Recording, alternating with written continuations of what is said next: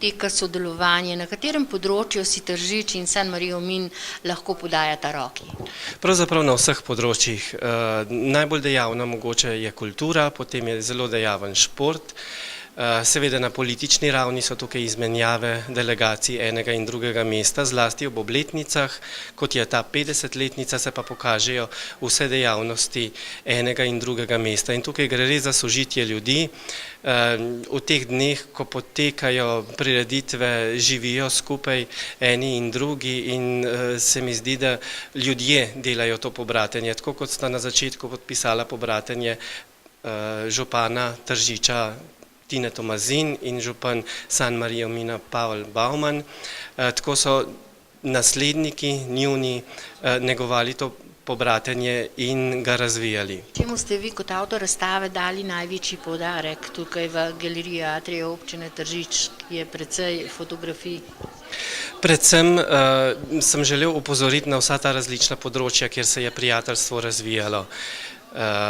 To je bil glaven moto te razstave, torej predstaviti začetke, leto 1966, zakaj je do pobratenja sploh prišlo.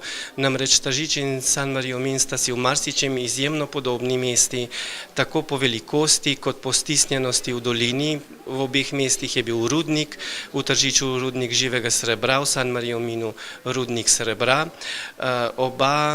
Obe mesti je povezovalo taborišče, tukaj v Tržiču je bila podružnica Mathausna, v okolici San Marino Mina so tudi imeli taborišče, v Tržiču je bilo mnogo Francozov v tem taborišču in na ta način, pravzaprav to so tudi povodi, zakaj je do pobratenja sploh prišlo. Povezovanje oziroma na temelju dediščine tudi druge svetovne vojne se je razvila ideja o tem sodelovanju in pobratenju. Pripravljate številne prireditve ob tej častitljivi obletnici, tudi Tržič se bo odpravil s svojimi občani v mesto San Marino Min nekje v mesecu juliju? Ja, že prej pridejo Francozi k nam. Za nekaj dni jih bomo tukaj v Tržiču gostili, jim predstavili stvari, ki so v Tržiču za predstaviti. Potem pa seveda v juliju odhaja večja delegacija, torej folklorna skupina Karavanke, pihalni orkester Tržič, tudi mnogo drugih ljudi v San Marino Min na obisk k njim.